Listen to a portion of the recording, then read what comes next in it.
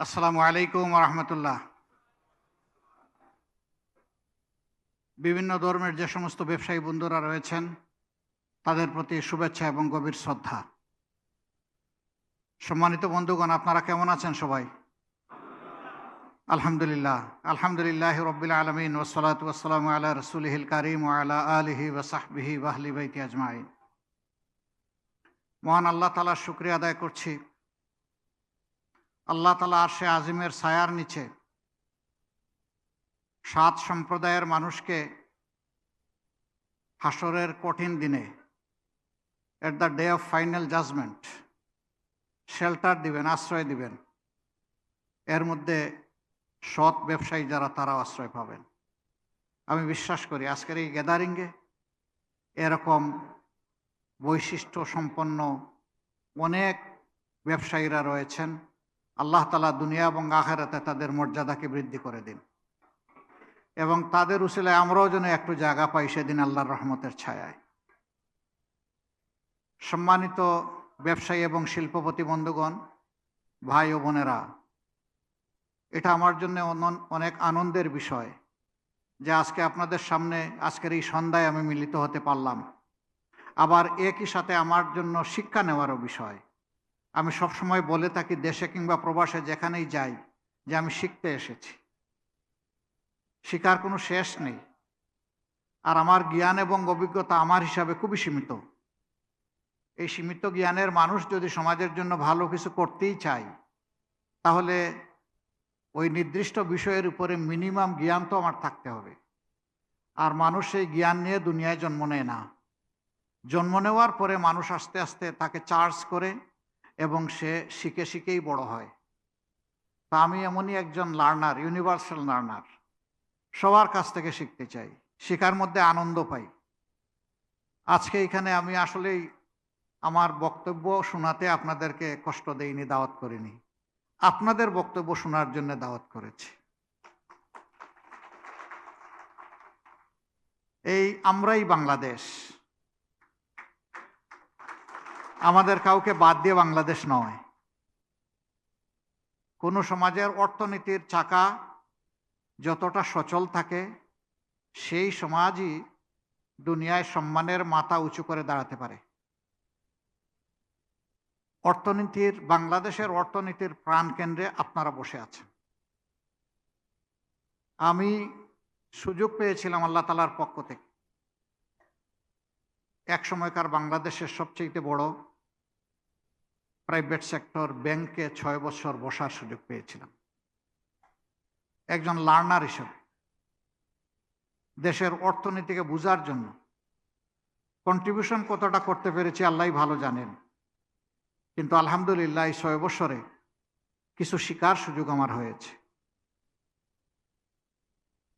ব্যাংকের কাছ থেকে সুযোগ নিয়েই বিভিন্ন সময় বিভিন্ন জায়গায় চলে যেতাম আননোটিসড। গিয়ে বলতাম যে চলে এসেছি আপনাকে দেখতে।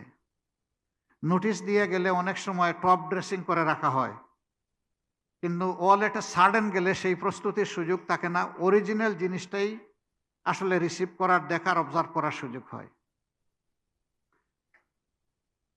ব্যাংকিং সেক্টরের সাথে ফিনান্সিয়াল যে চেইন আছে, তার সাথে স্টক মার্কেটের একটা রিলেশন আছে। আমি যে ব্যাংকের ক্ষুদ্র সদস্য ছিলাম, সেই ব্যাংক আবার ঢাকা স্টক এক্সচেঞ্জের ব্রোকারেজ হাউসের একটা সদস্য ছিল। আমরা সেই ক্ষেত্রেও আমাদের করণীয়টা তুলে আনার জন্য, বোঝার জন্য 4 সদস্যের একটা টিম ছিল। সেখানে আমিও ক্ষুদ্র একটি জায়গা পেয়ে গেছিলাম। এই দুইটা সেক্টরকেই মিলিয়ে দেখার সুযোগ হয়েছে। নন ব্যাংকিং ফিনান্সিয়াল সেক্টর যেগুলো আছে, লিজিং অ্যান্ড ফিনান্সিং কোম্পানি যেগুলা, তারাও ব্যাংক থেকে লেন্ডিং করেন। লেন্ডিং করে তারা সাবলেন্ডিং করেন পাবলিকের কাছে, সেগুলোও দেখার সুযোগ হয়েছে। এই সময়টা বাংলাদেশের অর্থনীতি মোরলেস হেলদি ছিল। তারপরে বারবার আমরা বাধার সম্মুখীন হয়েছি। শেয়ার মার্কেট আমাদের চ্যালেঞ্জে পড়েছে, ব্যাংকিং সেক্টর আমাদের চ্যালেঞ্জে পড়েছে। ব্যাংকে সাধারণ মানুষেরা টাকা জমা রাখে, তারা কিন্তু ব্যবসা করে না। ব্যবসা করার সেই অভিজ্ঞতাও নেই, তাদের সেই এন্টারপ্রেনিয়ারশিপও নেই। সেই টাকাগুলো তারা তুলে দেয় আমানত হিসাবে যারা এগুলাকে খাটানোর অভিজ্ঞতা এবং যোগ্যতা রাখেন তাদের হাতে। এটি ট্রেড অ্যান্ড বিজনেসও হতে পারে, আবার এটা ইন্ডাস্ট্রিয়াল সেক্টরও হতে পারে। আমরা গণ্য করি দেশে 3টা সেক্টরকে সমান্তরাল ডেভেলপ করলে আমাদের দেশ ডেভেলপ হওয়ার সুযোগ পাবে ইনশাল্লাহ। নাম্বার 1 আমাদের দৃষ্টিতে হিউম্যান ইন্ডাস্ট্রি। হিউম্যান রিসোর্স যদি প্রপারলি ডেভেলপ করা না যায় তাহলে কোনো ইন্ডাস্ট্রি ফাংশন করবে না, কারণ সব কিছুর পিছনে মানুষের ব্রেইন এবং যোগ্যতা, তার মেধা এবং পরিশ্রম, 4টা জিনিসের সমন্বয় যদি হয় কোনো ব্যবসায়ী ক্ষতিগ্রস্ত হবেন। আমার পার্সোনাল লাইফে সামান্য ব্যবসার সাথে সংযুক্ত থাকার ফলে আমি এটা বোঝার সুযোগ পেয়েছি। নাম্বার 1, তার ইন্টেনশনটা হবে ফেয়ার, আনফেয়ার কোনো ইন্টেনশন থাকবে না, যেটাকে মুসলমানরা বলে থাকেন সহি নিয়ত। নাম্বার 2, তার মিনিমাম উইজডম থাকতে হবে, অর্থাৎ ওই ব্যবসা সম্পর্কে তার একটা নো-হাউ লাগবে। বেসিক জিনিসগুলা যদি তার নলেজে থাকে তাহলে সাবস্টেন্সিয়াল ডেলিভারি তিনি দিতে পারবেন ইনশাআল্লাহ। নাম্বার 3 হচ্ছে কারেজ, মাথা তুলে দাঁড়ানোর, ঘুরে দাঁড়ানোর একটা মানসিকতা, ফাইটিং অ্যাটিটিউড থাকতে হবে যে ইনশাআল্লাহ আমি এটা পারবো। আমরা 27টি কোম্পানির উপর সার্ভে করেছিলাম, যেগুলো বাংলাদেশে বলতে পারেন বিজনেস ম্যাগনেট। অনেকে জানেন, আবার অনেকে জানেন না তাদের কোম্পানির উপরে যে আমাদের সার্ভে হয়েছে।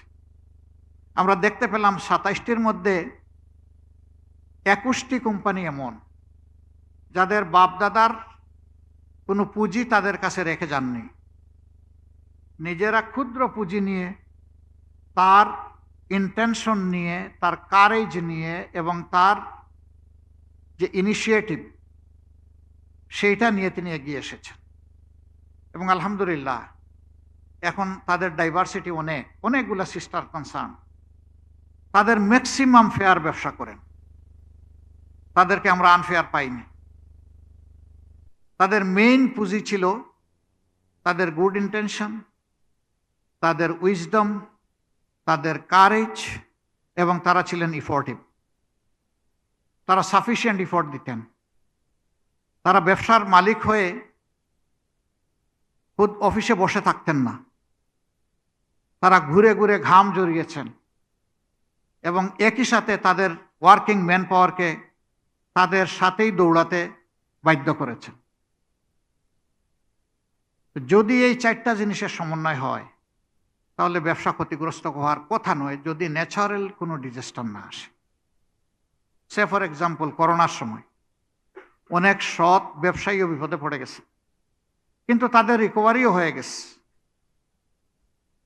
তারা সময়ের কনস্ট্রেইনে পড়লেও এটা ওভারকাম করতে তাদের সমস্যা হয়নি।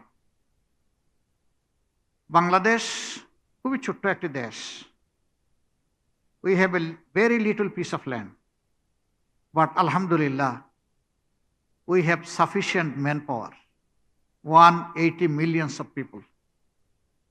দুনিয়ার বহু দেশে 2.5 লাখ 3 লাখ মানুষ আছে, তাদেরকেও দুনিয়া গোনে। কাতারের মতো একটা দেশ, তাদের নিজস্ব সিটিজেনের সংখ্যা হলো মাত্র 4 লাখ, আর তাদের ওখানে ফরেন যারা কাজ করেন তাদের সংখ্যা 7 লাখ। 11 লক্ষ মানুষের দেশ হচ্ছে কাতার, বাট বিশ্বের মানচিত্রে তাদের একটা জায়গা আছে। তাদের ল্যান্ড আমাদের চেয়ে বড় নয়, মানুষ খুবই কম। দারুসালাম ব্রুনাই 10 ঘন্টার জন্য আমার যাওয়ার সুযোগ হয়েছিল। ছোট্ট দেশ, আমাদের একটা উপজেলার সমান। আল্লাহ তাদেরকে হিউজ রিসোর্সেস দান করেছেন, কিন্তু দীর্ঘদিন তারা এটা থেকে ডিপ্রাইভ ছিলেন। তারা যখন তাদের অটোনমি এবং তাদের লিবার্টি ফিরে পেয়েছেন, ইন্ডিপেন্ডেন্স ফিরে পেয়েছেন, তখন থেকে তারা ঘুরে দাঁড়িয়েছেন। আমাকে 2টি জিনিস দারুণ চমৎকৃত করেছে সেই দেশের। নাম্বার 1, রাজার বাড়িতে কোনো হিউম্যান সিকিউরিটি নাই। আমি অবাক হয়ে গেলাম যে মানুষের তো শত্রু থাকে, যত ভালো মানুষ হোক, তার নাই কেন? আমার গাইড, তিনিও একজন ওই দেশে আমাদের বাংলাদেশি একজন মেডিকেল কনসালটেন্ট, তাকে জিজ্ঞেস করেছিলাম। উনি বললেন, উত্তর আমি দিব না, আপনি ন্যাচারালি পেয়ে যাবেন, আরো কিছু সময় আমার সাথে কাটান। তাদের রিসোর্টগুলোতে গেলাম, 7 স্টার হোটেলে গেলাম, তাদের ট্যুরিস্ট স্পটে গেলাম, তাদের দেশটা ঘুরে দেখলাম, একটা মেডিকেল কলেজে ঢুকলাম, একটা হসপিটালে ঢুকলাম, একটা ইন্ডাস্ট্রিতে ঢুকলাম, 10 ঘন্টার ভিতরে এই সব কাজ। সেখানে কোনো পাবলিক ট্রান্সপোর্ট নাই, ট্রাম নাই, রেলগাড়ি নাই, বাস নাই। একজন লেবার, প্রত্যেকের একটা ট্যাক্সি আছে, কার আছে মিনিমাম। একটা পর্যায়ে আমার গাইড বললেন যে আপনার কিসমত সম্ভবত ভালো। আমি বললাম যে আমার তো কিসমত এমনিই ভালো আছে, সম্ভবত ভালো হবে কেন, নাইলে এখানে আসলাম কিভাবে? বলল যে না, আপনি সম্ভবত রাজার সালাম পেয়ে যাবেন। রাজার সালাম? বলে যে হ্যাঁ, ওয়েট ফর মিনিট। দেখি যে 1 মিনিটের ভিতরে কিং নিজেই তার জিপটা ড্রাইভ করে আসতেছেন, তার আগে পিছে কোনো এসকর্ট নাই, ইভেন একটা বাইকও নাই। তিনি ডান দিকে ড্রাইভ করে সালাম দিয়ে দিয়ে যাচ্ছেন, শুধু আমাকে না, তার সমস্ত জনগণকে। আমি বললাম দ্যাট ইজ হোয়াই, তার কোনো এনিমি নাই। যে তার প্রত্যেকটা নাগরিককে সম্মান করতে জানে, তার এনিমি থাকবে কেন? সন্ধ্যাবেলা গেলাম ওয়াটার ভিলেজ ভিজিট করতে, মনে হলো যেন সেখানে আলহামদুলিল্লাহ জুনাকি চমকাচ্ছে, এত সুন্দর করে ডেকোরেট। সেই ভিলেজের উপরে শুধু ইউনিভার্সিটি ছাড়া এভরি সোশ্যাল ফেসিলিটি আছে, কলেজ আছে, হসপিটাল আছে, স্কুল আছে, মাদ্রাসা আছে, আরও যত নাগরিক সার্ভিস পরিষেবা সব আছে। তাই আমি বললাম যে এত কস্টলি এস্টাবলিশমেন্টে এখানে গেল কেন তারা? তখন গাইড জবাব দিলেন যে এরা বংশগতভাবে পানির সাথে মিলেমিশে আছে, ফিশিং হলো তাদের পেশা, তারা পানি ছাড়তে চায় না। তখন রাজা বলেছে, ওকে পানিতেই থাকো, তবে সমতলের মতোই থাকবা, কোনো কিছুর অভাব হবে না। আমি জিজ্ঞেস করলাম, আমাদের যে সমস্ত লোক এখানে কাজ করে, ছোট ছোট কাজ, তাদের স্যালারি কত? তখনকার হিসাবে আমি দেখলাম যে 1,10,000 পর্যন্ত আছে, নিচে 80,000। আমি জিজ্ঞেস করলাম, এরা চলাচল করে কেমনে? বলে যে এদেরও প্রত্যেকের একটা করে ট্যাক্সি আছে, অভাব নেই। এই দেশটা দুনিয়ার সবচেয়ে ধনী দেশ নয়, কিন্তু তাদের পরিবেশ সবচেয়ে ধনী। এই দেশে কোনো ডিস্যাটিসফ্যাকশন নেই, প্রত্যেকটি মানুষ তার নিজেকে নিয়ে স্যাটিসফাই। বাট আমি যদি আমাদেরকে প্রশ্ন করি, হোয়াট অ্যাবাউট উই পিপল, তাহলে অবভিয়াসলি আনসার আসবে, উই আর নট স্যাটিসফাইড। যিনি ব্যবসায়ী তিনিও স্যাটিসফাইড না, যিনি হোলসেলার তিনিও স্যাটিসফাইড না, যিনি রিটেইলার তিনিও স্যাটিসফাইড না, যিনি কনজিউমার তিনিও স্যাটিসফাইড না, যিনি ম্যানুফ্যাকচারার বা প্রডিউসার তিনিও স্যাটিসফাইড না। প্রত্যেকটার কিন্তু জেনুইন আনসার আছে কেন স্যাটিসফাইড না। আমার কাছে মনে হয়েছে সবগুলো আনসারের গোড়ায় একটা কজ রয়ে গেছে। সেই কজটা হচ্ছে নিজেকে না চিনা, হু আই এম। যদি আমরা নিজেকে চিনতে পারি, আলহামদুলিল্লাহ আমরা সবাইকে চিনতে পারব। আমি প্রাউড ফিল করি, আমি একজন সাধারণ কৃষকের সন্তান।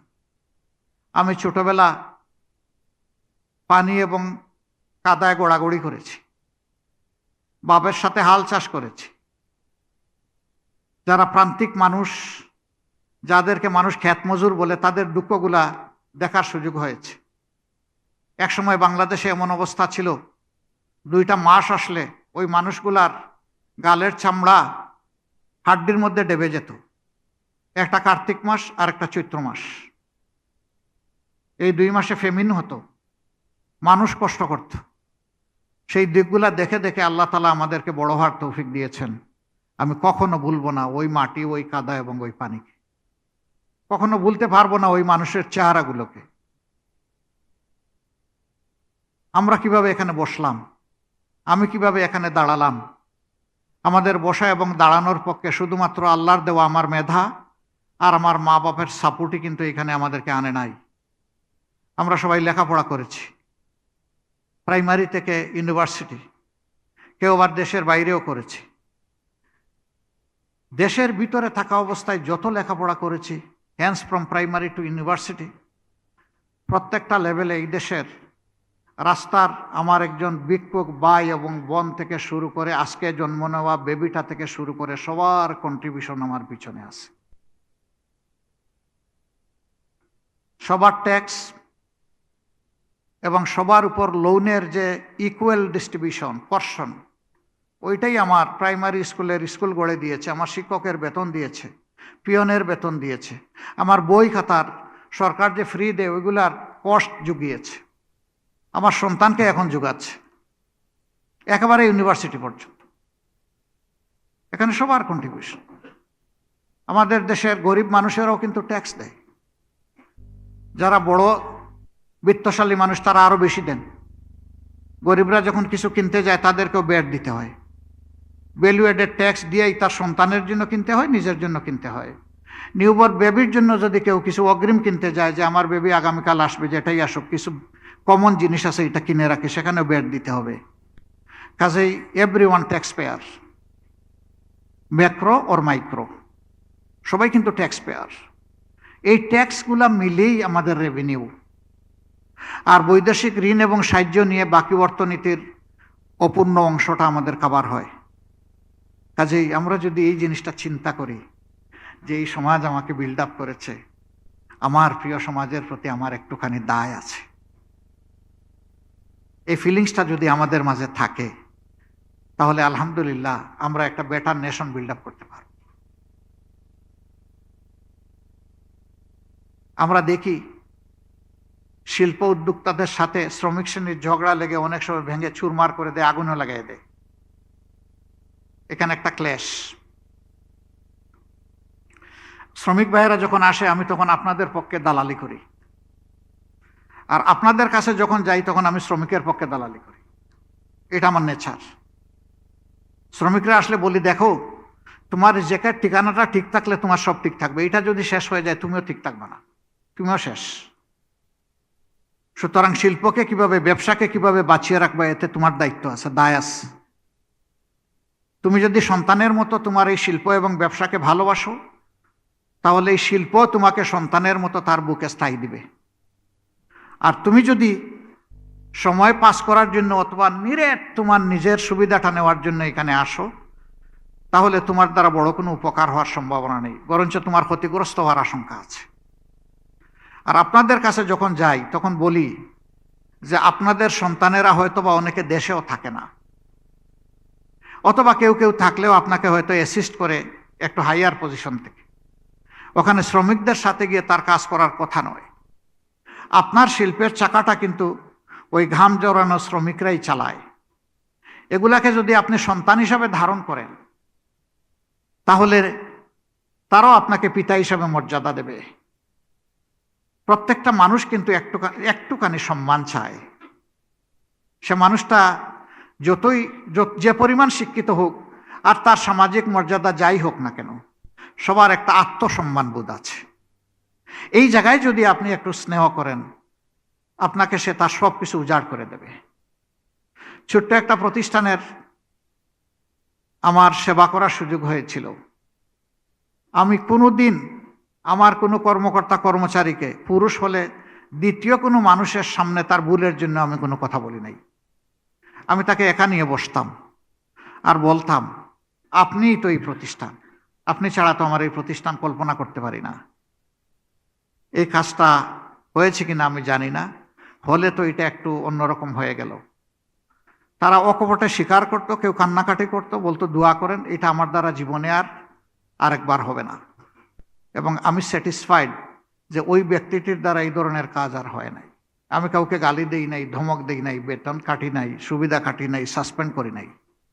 আমি তাদের আন্তরিক সহযোগিতা পেয়েছি। মহিলা হলে আরেকজন মহিলাকে ডাকতাম, একা না ডাকে।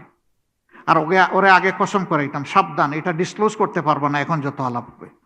যদি মা তুমি ডিসক্লোজ করো তাইলে তোমার ঠিকানা এখানে থাকবে না, তোমাকে এখান থেকে চলে যেতে হবে। আমি ওই মেয়েটাকে এনেছি সাহায্য করার জন্য, কিন্তু কিছু কথা বলবো, এটা হয়তো কষ্টের, তুমি এটা আর কাউকে বলবা না। যদি তুমি এই ওয়াদা রক্ষা করতে পারো থাকো, না হয় আমি অন্য কাউকে ডাকবো। তো ওরা তো স্বাভাবিক বলতো যে আমরা ওয়াদা রক্ষা করব, ইনশাল্লাহ আমরা ডিসক্লোজ করব। তখন একই কথা বলতাম। কাউকে এমনকি চোখটা লাল করেও তাকাইতে ভয় পাইতাম।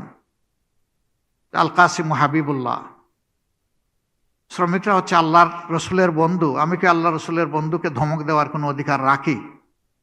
আমাকে এই অনুভূতি তাড়া করত। আলহামদুলিল্লাহ, আমার প্রতিষ্ঠান সফল না বেফল এটা যারা সেবা নেয় তারা বলবে, কিন্তু আমি আমার সহকর্মীদের উপরে খুবই স্যাটিসফাই। 14 সাল থেকে আমি ওই প্রতিষ্ঠানের কোনো পরিচালনার দায়িত্বে কোনোভাবেই নাই, ডিরেক্ট ইনডিরেক্ট। যাদের উপর ছেড়েছি একদিনও ফোন করে জিজ্ঞেস করি না এটা কি ওইটা কি। আমি তাদের উপর আস্থা রাখি, আমি বিশ্বাস করি তারা এই সন্তানকে নিজের কুলে তুলে রেখেছে এবং পারবে। আমি এই গল্প কেন যে শুনাইয়া আপনাদের মূল্যবান সময় নষ্ট করলাম আমি জানি না। যদি এর মাঝে কোনো কল্যাণ থাকে আল্লাহ যেন আমাদেরকে কল্যাণ দেন। প্রিয় বন্ধুরা, আমরা ফিল করি আপনাদের হাত ছাড়া এই সমাজের চাকা চলবে না। গরিব ধনী সকলের রিজেকের সংকুলান আপনাদের উসিলাই আল্লাহ তাআলা দিয়ে থাকেন। সুতরাং এই জায়গার বোঝাপড়াটা খুবই প্রয়োজন।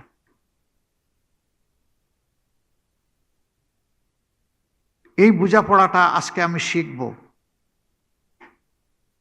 আমরা এই দেশ এবং জাতির সেবা করতে তাই স্বচ্ছতার সাথে আন্তরিকতার সাথে, এই দুইটাই আমাদের পুঁজি। Transparency and sincerity. আপনারা আমাদেরকে কি রিকমেন্ডেশন করবেন, কি চান আমাদের কাছে? আমাদের চাওয়া আপনাদের কাছে আপনাদের উত্তম পরামর্শগুলো। আপনাদের কি চাওয়া সেটা আমাদের জানা দরকার। তবে একটা কনফিউশন দূর করেই আমি আপাতত একটা কলন ড্যাশ দেব ইনশাআল্লাহ, বা সেমিকলন দেব। আমি আমেরিকায় একটা মিটিংয়ে বলেছিলাম, মায়েদের প্রতি রেসপেক্ট শো করার জন্য আমরা তাদের কর্মঘণ্টা 8 থেকে 3 বাদ দিয়ে 5-এ রাখবো, 5 ঘন্টায়। একটা বক্তব্যে সব কিছু আর্টিকুলেট করা যায় না, তার কিছু অবশ্যই ব্রেকআপ থাকে। কিন্তু আমরা খুব তড়াপ্রবণ মানুষ, খুব সাথে সাথে সব কিছু পেতে চাই, না পাইলে আমরা অস্থিরতায় ভুগি। আপনাদের কথা বলছি না, আমি যারা অস্থির হয়েছিলেন তাদের কথা বলতেছি। তারা তখন একটা কথা চালু করে দিলেন যে এই সমাজে তো মহিলাদের প্রয়োজন আছে, তাদের পরিবারের প্রয়োজন আছে। এমনিই মহিলারা কর্মে ফ্যাসিলিটি একটু পিছনে, আবার যদি কর্মঘণ্টা কমিয়ে দেওয়া হয় তাইলে মালিক পক্ষ কেন মহিলাদেরকে বা নারীদেরকে রিক্রুট করবে? আমরা কি বলতে চেয়েছিলাম? আমরা বলতে চেয়েছিলাম কিছু বৈশিষ্ট্য আল্লাহ তাআলা নারীদেরকে দান করেছেন যেটা আমাদের নাই। আমরা 10 জন মিলেও একটা বাচ্চা পেটে নিতে পারবো না, এই কোয়ালিটি আল্লাহ তাআলা তাদেরকে দান করেছেন। গর্বে নিতে পারলাম না, বুকের দুধও দিতে পারবো না, এটাও আমাদের কোয়ালিটি নাই। এরপরে মায়ের বুককে বিছানা বানিয়েই সন্তানরা বড় হয়, আমরা সবাই বড় হয়েছি। আমার মাকে সবাই সম্মান করুক, আমি সবার কাছে এটা চাই। তাহলে সমাজের মাদেরকে সম্মান করা তাদের সন্তানেরা কি চায় না? তারা তো চায়। তারা গর্বে সন্তান ধারণ করবেন, 2 থেকে 2.5 বছর দুধ খাওয়াবেন, আবার আপনার আমার মতো 8 ঘন্টা সমান তাহলে তারা পেশাগত দায়িত্ব পালন করবেন। Is it justice? It's never justice.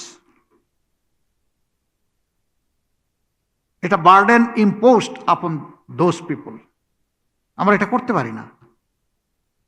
এই সময়টা আমরা চাই তারা যেন কমফোর্টেবলি তার কাজের সাথেও সংযুক্ত থাকতে পারেন, আবার তার সন্তানেরও মিনিমাম অধিকারটা দিতে পারেন, লুক আফটার করতে পারেন। বহু মা 8 ঘন্টা ঘরের বাইরে সন্তান রেখে থাকতে চান না, চাকরি ছেড়ে দেন। তার তো চাকরি যাচ্ছে না, তার চাকরি তার গায়ের সাথে লেগে আছে। প্রশ্ন উঠবে, এই যে 3 ঘন্টা তিনি কাজ করবেন না, who will compensate? Yes, it is government. এটা গভর্নমেন্টের রেসপন্সিবিলিটি। মায়ের জাতিকে সম্মান দেখানো। সোশ্যাল ওয়েলফেয়ার ডিপার্টমেন্ট কি জন্য? এই লোকদের ওয়েলফেয়ার করার জন্য। আমি নিশ্চিত আমি যদি আমার মাকে সম্মান করতে পারি তাহলে সমস্ত নারী জগৎকে আমি সম্মান করতে পারবো ইনশাল্লাহ। সেই সম্মানটাই আমরা দিতে চেয়েছি। এরপরে এটাও বলেছি, কোনো মা যদি ফিল করেন 1 বছরের মাথায় I am well to do, আমি পারবো, মোস্ট ওয়েলকাম, তিনি করবেন। তাকে কম্পেল করা হবে না 2 থেকে 2.5 বছরে অপরচুনিটি নিতে। শি উইল বি অ্যাপ্রিসিয়েটেড, তাকে আমরা অ্যাপ্রিসিয়েট করবো ইনশাআল্লাহ। এখন কথা হলো প্রথম দিনেই কি এটা হবে? না, হবে না। এটা গ্রাজুয়াল প্রসিজিওরের ভিতর দিয়ে যেতে হবে আমাদেরকে ইনশাআল্লাহ। শিল্প মালিকদের 3টা বড় সমস্যা আমি মনে করি, এর বাইরেও থাকতে পারে। নাম্বার 1,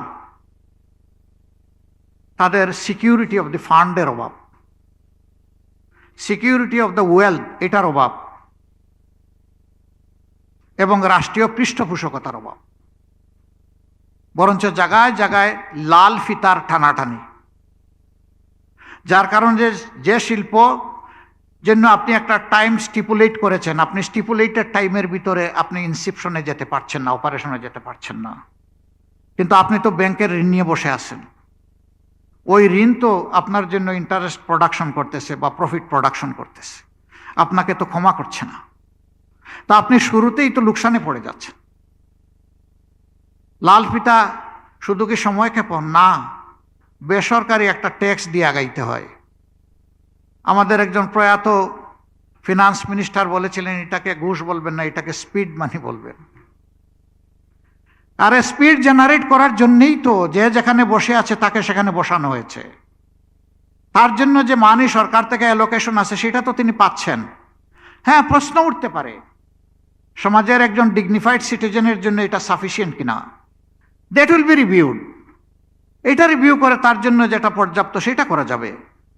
কিন্তু এর বাইরে আবার টেবিলের নিচ দিয়ে হাত কেন? বিকাশ নাম্বার কেন? অবশ্য বিকাশ নাম্বারে ছোট ডিল হয় না, মেগা ডিল হয় না, ছোট ডিল হয়। এইগুলাই তো শিল্পে প্রথমেই একটা ধাক্কা দিয়ে দেয়, যার কারণে দেশে অনেকের ইচ্ছা এবং সম্পদ থাকা সত্ত্বেও তারা ইনভেস্টমেন্ট করতে সিকিউরড ফিল করেন না। তো আমার দেশের ইনভেস্টর যারা, তারাই যদি সিকিউরড ফিল না করে, তাহলে ফরেনাররা এখানে আসবে কেন? ব্যবসায়ীরা তো interconnected, we are global citizen. আমরা এখন বিশ্ব থেকে বিচ্ছিন্ন তো না। তো এই জায়গাটা তো অ্যাসার্ট করতে হবে, ক্লিন করতে হবে। আমরা কমিটেড। আল্লাহ তাআলা সুযোগ দিলে আপনাদের এই সেবা আমরা করব ইনশাআল্লাহ। লাল ফিতাকে টুকরা টুকরা করে কেচি দিয়ে কেটে দেব। লাল ফিতা কারো হাতে থাকতে দেব না। আমাদের নিজস্ব কোনো এজেন্ডা নাই। এজেন্ডা এতটুকু যে আল্লাহ তাআলা মানুষের আমানতের বোঝা আমাদের ঘাড়ে দিয়েছেন। We are compelled to serve the people. এটা জনগণের প্রতি কোনো দয়া নয়। জনগণ দয়া করে আমাকে সম্মানিত করেছে, এই সম্মানের মর্যাদা রাখতে হবে। এই জায়গাগুলো আমরা ইনশাল্লাহ ক্লিন করব।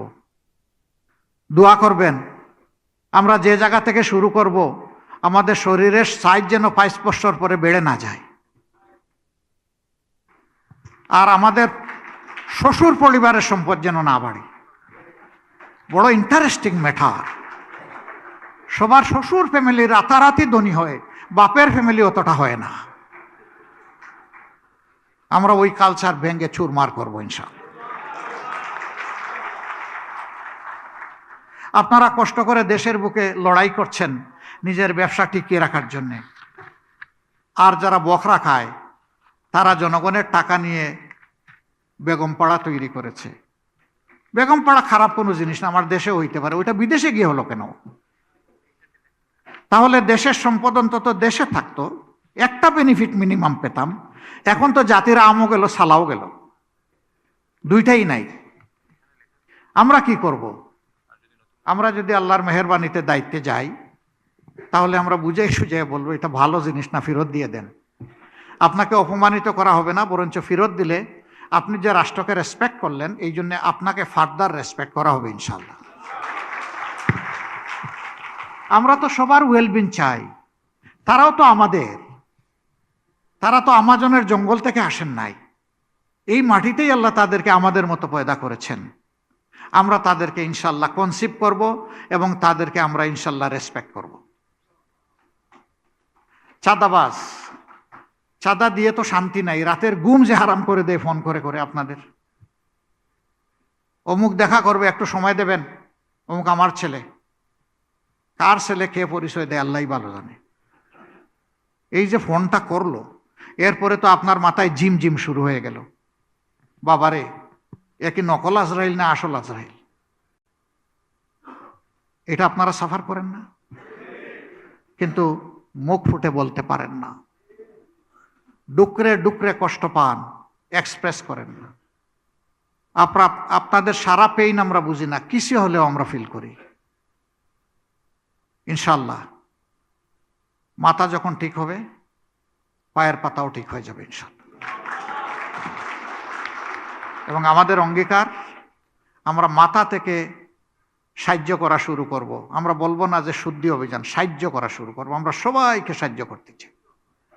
আমরা হালাল রুজির জগতে সবাইকে ফিরিয়ে আনতে চাই।